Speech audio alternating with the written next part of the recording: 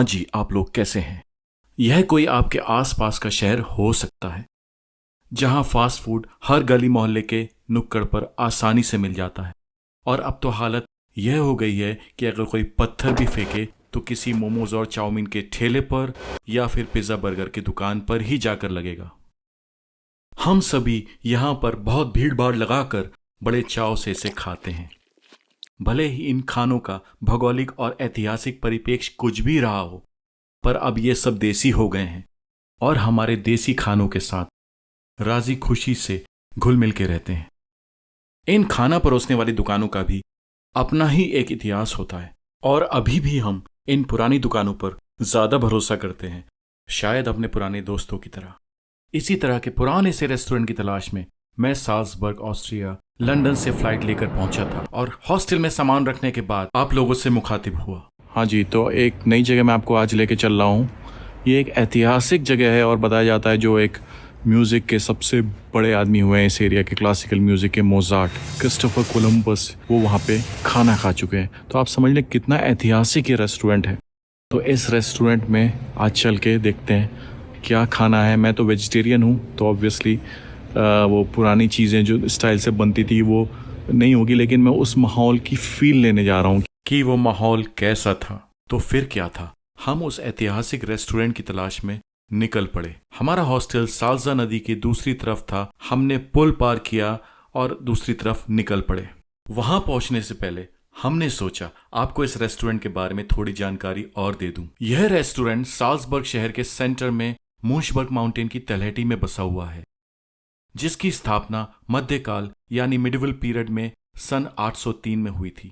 जी हाँ, आपने सही सुना, सन 803 में, यानी ताजमहल के बनने से पहले और उस समय जब हमारे देश की विश्व प्रसिद्ध नालंदा यूनिवर्सिटी चल रही थी। इस रेस्टोरेंट का नाम सेंट पीटर्स स्ट्रिस्कोरिनियम है, जो कि सेंट पीटर्स एबी के परिसर में आता है। यह एक मॉनेस्ट्री है जिसकी खुद की स्थापना 7वीं शताब्दी के आसपास की है। कहा जाता है कि इस रेस्टोरेंट की शुरुआत वाइन सेलार के तौर पर हुई थी, यानी ऐसी जगह जहां वाइन्स स्टोर की जाती थी, क्योंकि काफी हद तक यह जगह पहाड़ की चट्टान के नीचे आती थी और जिसकी जलवायु स्टोरेज के लिए काफी उपयुक्त समझी जाती होगी। फिर धार्मिक तीर्थयात्रियों की सेवा के लिए, वाइन्स को बांटने के लिए और रेस्टोरेंट्स के लिए इसे विस्तारित किया गया, जिसका कि पहली बार उल्लेख कुछ दस्तावेजों में सन 803 में मिलता है। और आज ये 1200 साल से ज्यादा पुराना रेस्टोरेंट ऑस्ट्रियन और मेडिटेरियन फूड और वाइन्स के लिए काफी मशहूर है और यहाँ काफी तरह के फंक्शंस और इवेंट्स ऑर्गेनाइज किए जाते हैं। और हाँ, यहाँ दुनिया भर से सेलिब्रिटीज और डिग्नेटरीज आते हैं। इस रेस्टोरेंट के बारे में सोचते हुए मन में बहुत से सवालों को लेकर मैं सेंट पीटर्स एबी के परिसर के पास पहुंच गया और फिर आप लोगों से मुखातिब हुआ। हाँ जी, तो जिस ऐतिहासिक रेस्टोरेंट के बारे में मैंने अभी आपको बताया था कुछ देर पहले, मैं उसके आसपास पहुंच चुका हूँ और आपको मैं माहौल दिखाता हूँ। कितना सुंदर माहौल है। आप इन बिल्डिंगों को देखें, कितना सुंदर ये लगता है। कितनी पुरानी बिल्डिंगें हैं, कितने विद्वान लोग हैं, बड़े बड़े लोग हैं, वो यहाँ पे आके खाना खा चुके हैं। तो अपने आप में मैं भी देखना चाहता था कि भाई इसकी क्या क्या वैल्यू है, क्या कैसे अभी तक उसको चला रहे हैं। तो मैंने यहाँ पे रिजर्वेशन कराया क्योंकि एक यहाँ पे कंसर्ट भी होता है। ऑब्वियसली कंसर्ट में मैं पार्टिसिपेट नहीं कर पाया था। महंगा भी बहुत है और उसके अलावा उसमें म्यूज़िक बजता है, तो मैं आपसे बात नहीं कर पाता, रूबरू नहीं कर पाता। अभी मैं आपसे रूबरू कर पाऊँगा और देखूँगा।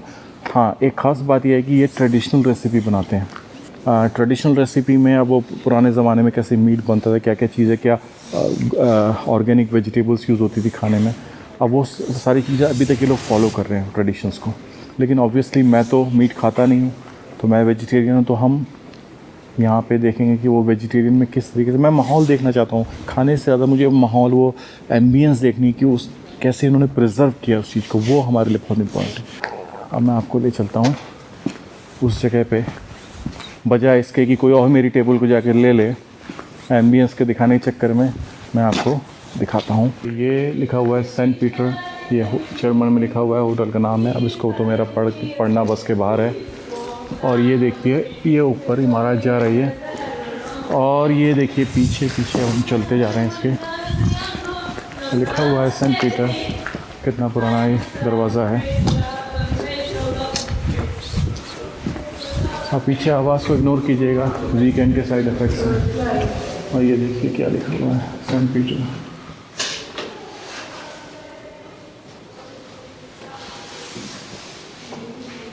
वाकई यार पुरानी चीज़ों का एक तरीके से रख पाना वैसे एक बहुत बड़ी बात है। दरवाज़ा देखिए कितना पुराना लग रहा है, आर्किटेक्चर देखिए कितना पुराना है। ये शायद कोई गिफ्ट शॉप लगती है। ये देखिए कितनी सुंदर सुंदर बना रखा है, कितनी सुंदर प्रतिमाएं हैं, ब्यूटीफुल।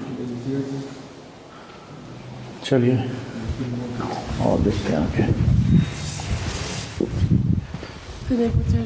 यहाँ लोग पत्थरों को भी पढ़ रहे हैं, पत्थरों में भी नीचे भी कुछ खुदा के रखा हुआ है। ये तो अभी रात में पढ़ पाना मुश्किल है, लेकिन अभी आप इमारतें देखिए, बिल्डिंगें देखिए, क्या सुंदर बिल्डिंग है।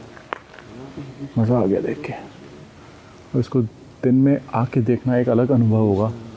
आप देखें ऊपर से, मैं इसको दिन में भी आके एक बार और देखना चाहूँगा, लेकिन आप ये अनुभव देखें कितना सुंदर है। चलिए अभी यहाँ पर रेस्टोरेंट तो ढूंढ पाना मुश्किल था, क्योंकि वो रेस्टोरेंट इसी नाम से था। तो एक सज्जन यहाँ पे मिले और काफ़ी लोगों को अंग्रेज़ी आती है यहाँ पे, तो उनसे मैंने पूछा तो उन्होंने कहा कि नहीं आप सही जा रहे हैं, ये रेस्टोरेंट यही आगे है। अब इसका मतलब ये रेस्टोरेंट इतना पुराना लगता है क्योंकि ये बिल्डिंग इतनी पुरानी है भाई। लेकिन इतना पुराना होगा कि साहब कोलंबस साहब आ चुके हैं, मोज़ार्ट साहब आ चुके हैं यहाँ पे, ये अपने आप में बहुत बड़ी बात है, बहुत बड़ी बात है। चलिए देखते हैं एंट्रेंस कहाँ से है और यहाँ पे किसी से इसके बारे में और जानकारी लेते हैं। हाँ, हमें कोई इंग्लिश स्पीकिंग मिल जाए तो बहुत अच्छी बात है। ये देखिए लव वीक एडिशन चल रहा है, वैलेंटाइन आने वाला है तो यहाँ पे लव वीक एडिशन भी चल रहा है। ये सेंट पीटर हम लोग आ गए। और अभी क्रिसमस का माहौल था तो क्रिसमस ट्री भी लगे हुए हैं, तो या शायद हमेशा से लगे रहते होंगे। अब ये देखिए क्या दिखा रहा है, 803 का बना हुआ है, 803 का।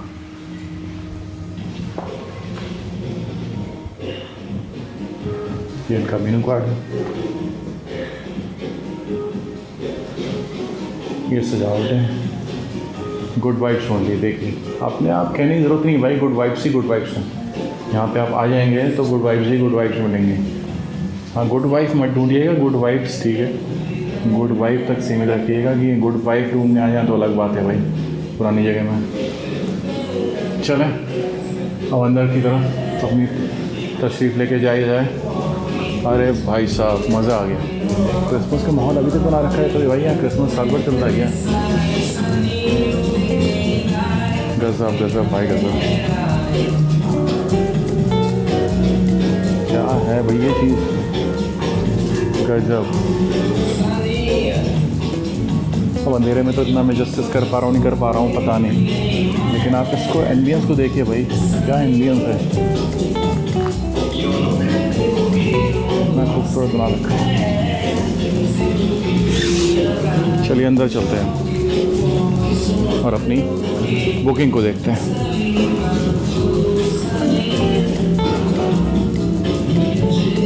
रेस्टोरेंट में दाखिल होकर इस डेकोरेशन को देखने के बाद मैं कंफ्यूज था कि क्या यह दुनिया का सबसे पुराना रेस्टोरेंट है। लेकिन जब रेस्टोरेंट स्टाफ से बात हुई और उन्होंने मुझे खाने की टेबल में बिठा दिया, जो वहां का एक पुराना रूम था, और वहां की दीवारों को देखकर इस रेस्टोरेंट के इतने पुराने इतिहास की तस्दीक हो गई।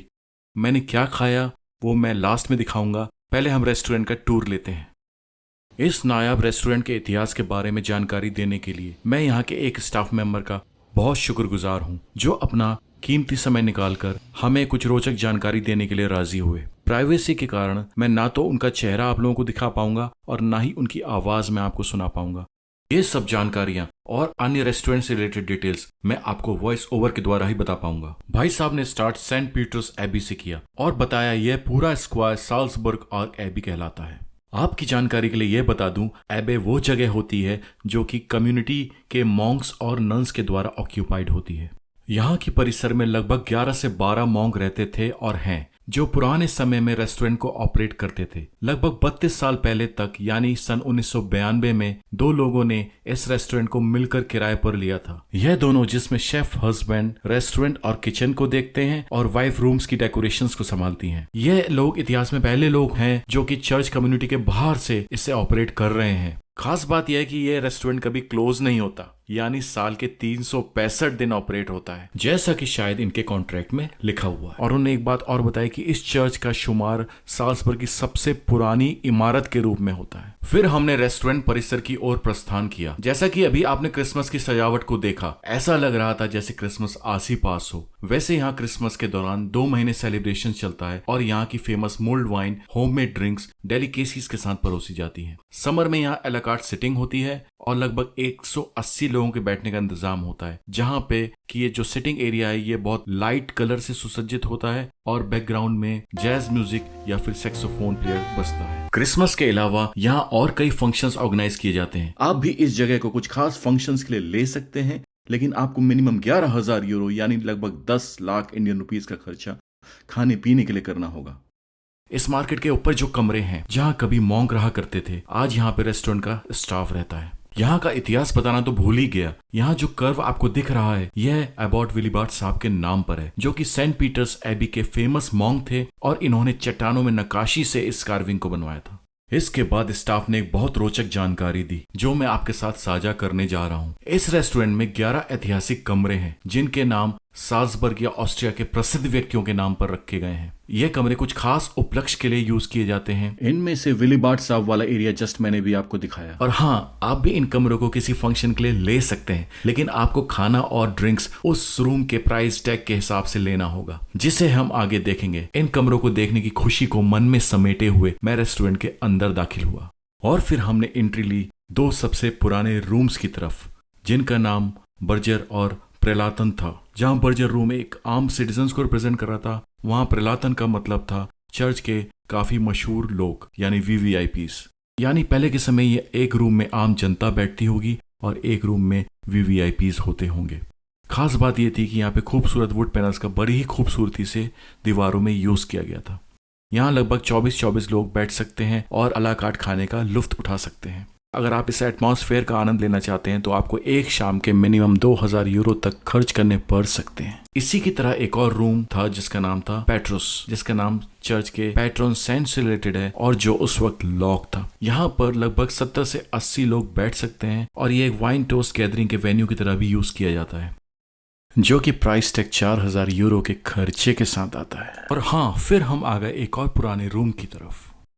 इसे रिचर्ड रूम भी कहते हैं। यह रिचर्ड के नाम पर है, जो कि साल्सबर्ग के मेयर थे। जैसा कि मैंने आप लोगों को पहले बताया, यह रूम 1200 साल पहले एक वाइन सेलर की तरह से यूज होता था।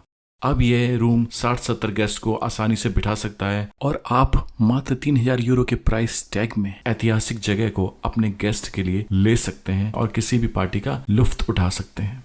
फिर हम आ गए वॉल्फगैंग रूम की तरफ, जिसे कि अब मॉडर्न डेकोरेशन से सजा दिया गया था। यह रूम, जो कि एबॉट वॉल्फगैंग, जो कि 16वीं शताब्दी के मोनेस्ट्री के वाइन सेलर थे, उनके नाम पर था, जहां एक समय में 28 लोग किसी भी प्राइवेट फंक्शंस जैसे कि क्रिसमस या बर्थडे पार्टी हो के लिए बुक करा सकते हैं। और यहाँ का प्राइस टैग 1250 यूरो का था।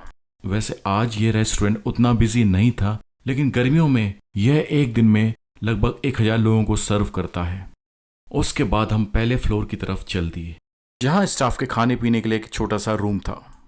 फिर हम आ गए एक और रूम की तरफ जिसका नाम विजिल सैलॉन था, जो कि सेंट विजिल के नाम पर था, जो कि बिशप और सेंट पीटर्स के एबॉट हुआ करते थे। और इसको बनवाकर ऐसा समझा जाता है कि अगर वो आज होते तो इसको वो अपना घर जैसा महसूस करते।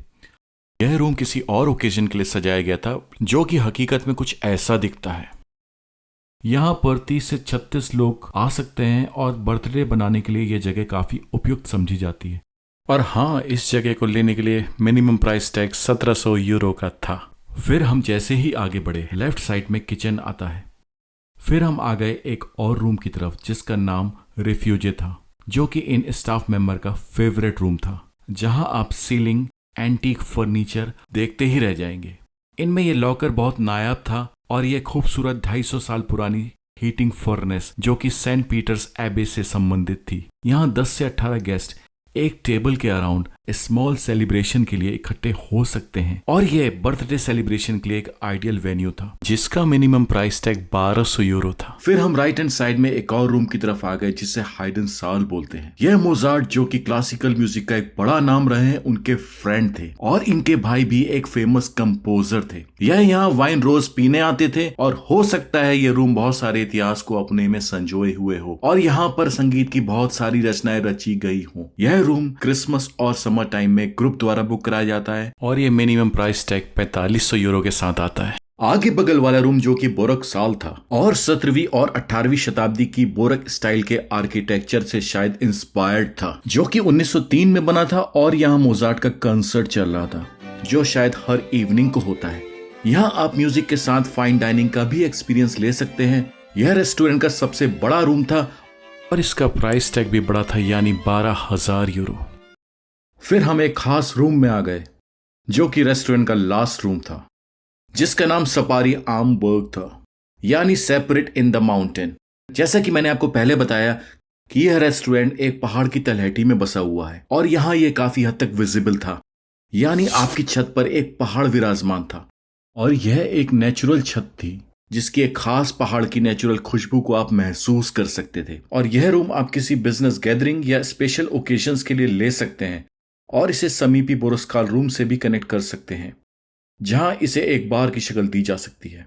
और आप इमेजिन कर सकते हैं यह अपने आप में एक अनोखा बार होगा। इसका रख रखाव बड़े ही ध्यान से प्रोफेशनल्स की देखरेख में होता है और इसमें चर्च की सलाह भी ली जाती है। यहाँ 54 लोग बैठ सकते हैं और ये प्राइस टैग 2500 यूरो के साथ आता है। चलिए इन रूम्स के इतिहास को जानने के बाद कुछ खाने की बात की जाए।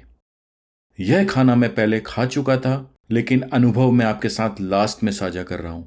मैंने खाना यहाँ के पुराने और अनोखे रिचर्ड रूम में खाया जिसकी छत कह रही थी मैं बहुत पुराना हूं और डेकोरेशन से लग रहा था कि भाई मैं नए जमाने का हूं।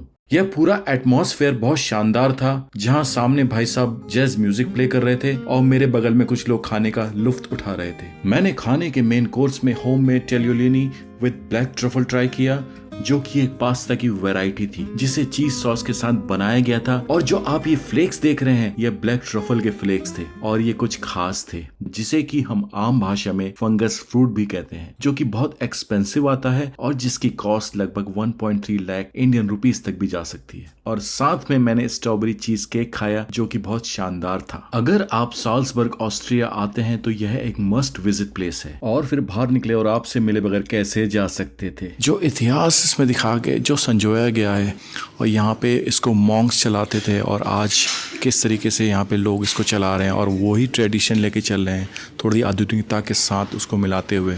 और कितना लोग यहाँ पे आता है इस इतिहास को देखने और जो इसका स्ट्रक्चर है उसके साथ इन्होंने छेड़छाड़ नहीं की हुई है। क्या कमरे हैं जो उसमें माउंटेन्स तक वो स्मेल में आप उसकी स्मेल नहीं कर सकते, आप उसका स्ट्रक्चर देख सकते हैं लेकिन जो माउंटेन की स्मेल आ रही है, जो एक आपने देखा होगा बारिश की भीनी भीनी जो खुशबू आती है, वो पहली खुशबू जो आती है वही खुशबू उस तरह की जो माउंटेन से आती है। वो कह रहे थे लोग इसको महसूस करने के लिए यहाँ पे पार्टी करते हैं या कुछ फंक्शन करते हैं। तो अपने आप में यह अद्भुत अनुभव है। आप कभी भी आपका इस यूरोप आना हो, आप ऑस्ट्रिया आए तो मैं तो ज़रूर रिकमेंड करूँगा आप ज़रूर यहाँ पे आएँ, खाने के लिए नहीं, इस जगह को महसूस करने के लिए। फिर क्या था, इस चांदनी रात में इस ऐतिहासिक रेस्टोरेंट की यादों को समेटे हुए हमने इस परिसर को पार किया। मन में एक बात थी जो बहुत क्लियर नहीं थी, तो मैंने सोचा आप लोगों के साथ भी साझा कर लूं। रेस्टोरेंट के मेनू में इस रेस्टोरेंट को यूरोप का ओल्डेस्ट रेस्टोरेंट लिखा है। हालांकि काफ़ी वेबसाइट्स में इसे वर्ल्ड का ओल्डेस्ट रेस्टोरेंट का दर्जा मिला हुआ है, जो कि ताजुब की बात नहीं है क्योंकि भाई ये 803 में एस्टेब्लिश हुआ था। कुछ लोग कहते हैं कि ऐसा हो सकता है कि शुरू में यहाँ पर खाने के पैसे ना लिए जाते हों ड्यू टू पिलग्रिमेज रीजंस। हालांकि ऐसा मैंने कोई ऑफिशियली सुना नहीं है तो मैं इसकी तस्दीक नहीं करूंगा। जो भी है ये अपने आप में एक इतिहास को समेटे हुए है। और रेस्टोरेंट की इन्हीं मधुर यादों के साथ इस पुरानी सी स्ट्रीट से हम भी चल दिए अपने हॉस्टल की तरफ, क्योंकि कल सुबह भी हमें कुछ खास जगहों पर जाना था। अगले एपिसोड में मैं आपसे फिर से मिलूंगा और आपको दिखाऊंगा साल्सबर्ग दिन में कितना सुहावना दिखता है। इस खास पुल से हम साल्सबर्ग का सफर तय करेंगे और हम देखेंगे कि हमें साल्सबर्ग क्या क्या परोसता है। भाई अब यहाँ तक आ ही गए हैं तो लाइक, शेयर और सब्सक्राइब जरूर कर दीजिएगा, क्योंकि हमें इससे बहुत प्रोत्साहन मिलता है ऐसे और वीडियोस को बनाने के लिए। I'm gonna skip my breaks, I'm gonna make mistakes, I just wanna feel alive. I'm gonna skip my